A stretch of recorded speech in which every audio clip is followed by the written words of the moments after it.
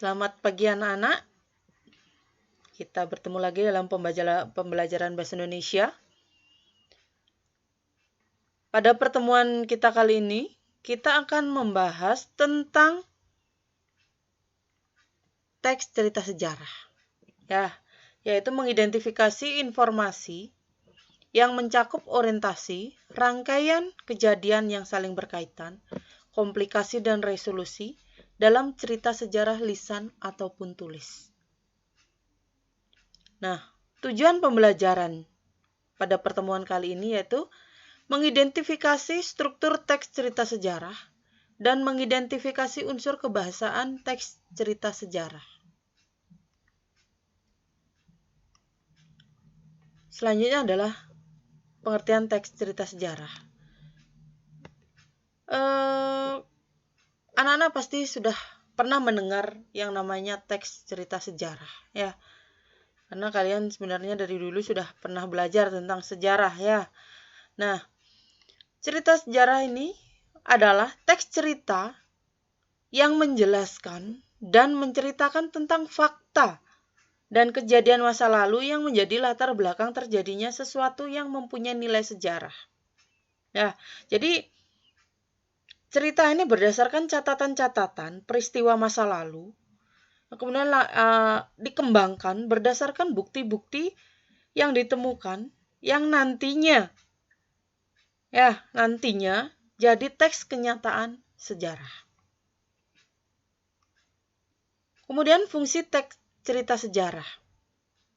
Ya, yang pertama adalah fungsi edukatif, yaitu bisa dijadikan petunjuk dan pelajaran kehidupan buat manusia dalam berperilaku.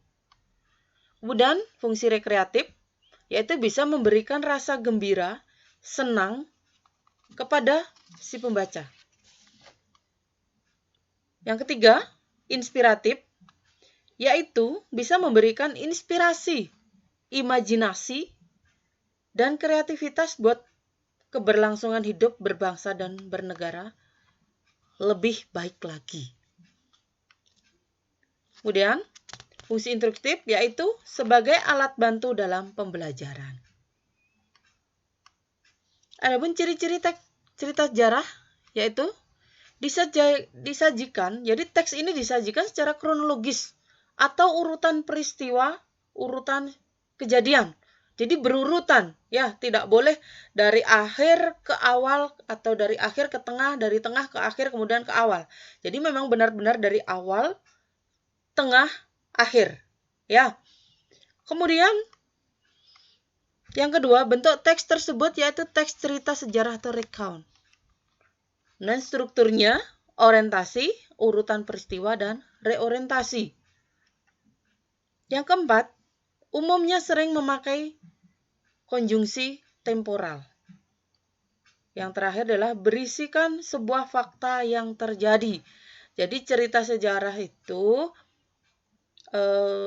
berisikan sebuah fakta yang terjadi. Nah, penjelasannya adalah struktur teks sejarah. Yang pertama adalah orientasi. Pada bagian ini biasanya berisikan tentang pengenalan atau pembukaan dari teks sejarah. Ya, biasanya berisi mengenai penjelasan singkat dari suatu peristiwa yang akan diceritakan di dalam sebuah teks sejarah tersebut.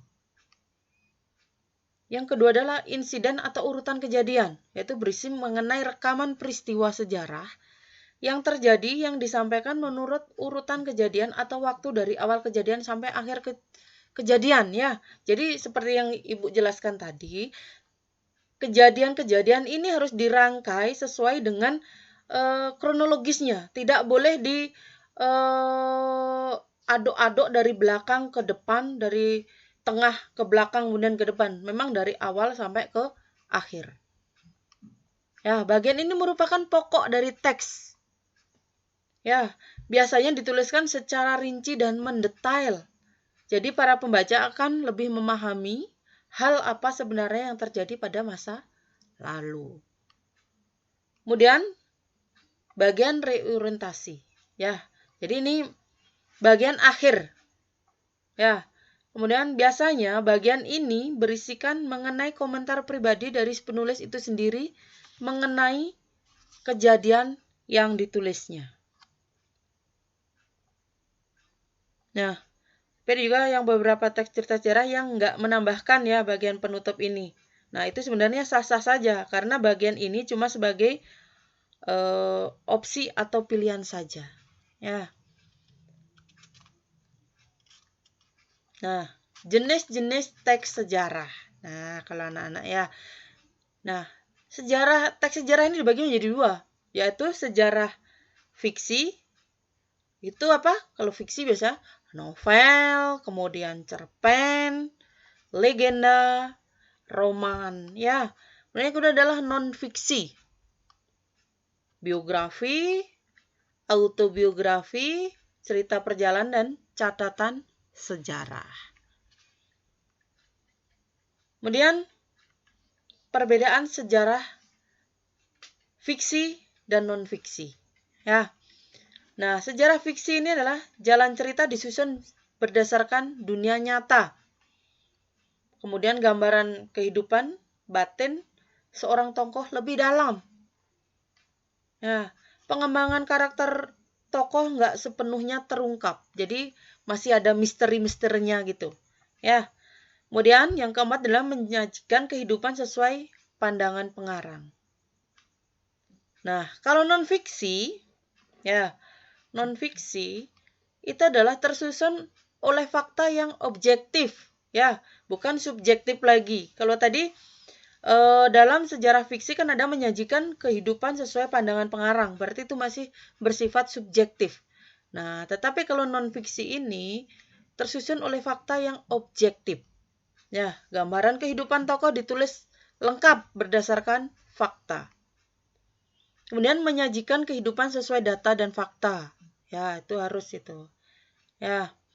Nah, kaidah kebahasaan teks sejarah. Kalau kita bicara dengan masalah kaidah kebahasaan, ya. Yang pertama menggunakan pronomina. Ya. Jadi pronomina itu adalah kata yang dipakai untuk menggantikan benda dan menamai seseorang atau sesuatu secara tidak langsung. Ya, kata ganti orang pertama tunggal, orang pertama jamak, ya. Kemudian orang kedua tunggal, orang kedua jamak, orang ketiga tunggal, dan orang ketiga jamak. Masih ingat kan anak-anak? Saya, aku, beta, saya, hamba, itu adalah orang pertama tunggal. Nah, orang pertama jamak, kami, kita. Dan seterusnya. Ya, masih ingat kan? Tapi tidak boleh tertukar ini dalam mengganti ini ya. Kata ganti orang ini. Ya. Kemudian yang kedua adalah menggunakan frasa adverbial. Ya, dimana merupakan kata yang menunjukkan kejadian atau peristiwa, waktu, dan juga tempat. Nah, verbanya menggunakan material. Ya, yaitu merupakan kata yang dipakai buat menunjukkan suatu aktivitas yang memakai fisik dalam melakukannya. Ya, contohnya membaca, mendorong, melempar, ya, menyapu, dan lain sebagainya. Nah, menggunakan konjungsi temporal. Apa itu konjungsi temporal? Ya, jadi konjungsi itu adalah kata sambung. Temporal, waktu. Ya, jadi digunakan buat menata urutan peristiwa. Ya, yang diceritakan. Jadi tahun lalu, dulu, dahulu, ya, kemudian setelah, dan lain sebagainya. Menggunakan kalimat majemuk. Ya, jadi menggunakan kalimat majemuk ini terdiri atas dua kalimat lebih atau digabungkan menjadi satu kalimat. Ya, pada akhirnya Belanda mengakui kedaulatan Indonesia dalam konferensi yang diadakan di Den Haag.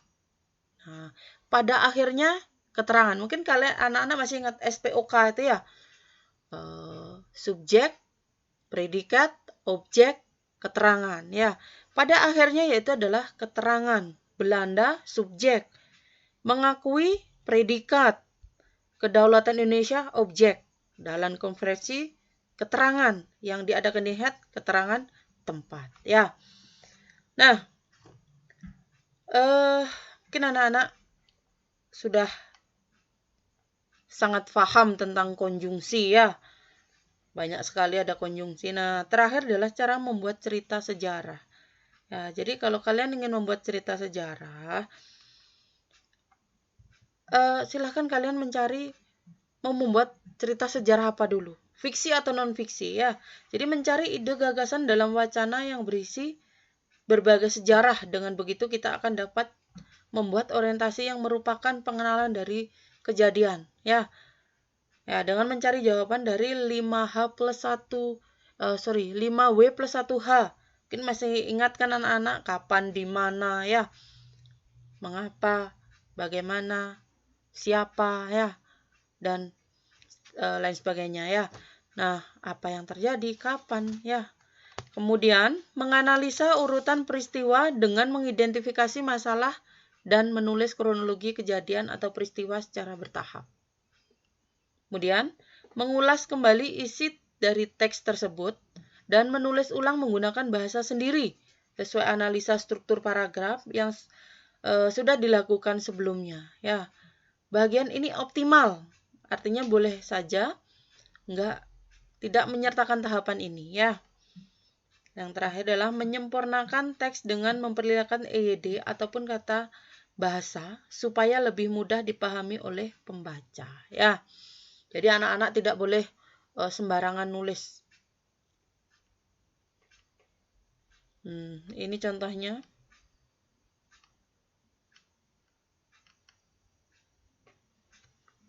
Ya, ini contoh teks cerita sejarah. Anak bisa lihat. Ya, itu tadi orientasinya. Ini adalah peristiwa atau masalahnya, ya. Jadi ini urutan kronologisnya.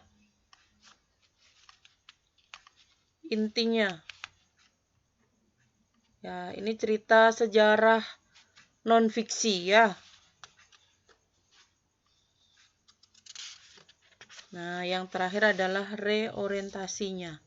Ya, jadi ini adalah kamu nggak boleh melupakan jasa R.A. Kartini. Itu adalah pendapat penulis. Tapi kamu harus mengenang jasa dan meniru sifatnya yang pantang menyerah terhadap masalah apapun. Karena setiap masalah pasti ada jalan keluarnya. Ya, anak-anak, sama dengan kejadian pada saat ini. Ya, jadi kita tidak bisa belajar secara tatap muka, terpaksa kita harus PJJ, ya, karena pandemi COVID ini. Nah, tetapi setiap masalah itu pasti ada jalan keluarnya, ya. Jadi kalian pantang menyerah terhadap masalah apapun. Karena ilmu itu tidak harus kita dapat di sekolah. Kalian masih banyak mendapatkan ilmu dari banyak sumber, dari berbagai sumber. Ya, mungkin pada pertemuan kali ini Ibu akhiri sampai di sini. Mudah-mudahan apa yang Ibu sampaikan ini bisa bermanfaat untuk kalian dan bisa memberikan motivasi yang lebih baik lagi. Ya, kalau ada salah kata, Ibu minta maaf yang sebesar-besarnya. Selamat pagi dan sampai jumpa lagi pada pertemuan berikutnya. Selamat belajar anak-anak.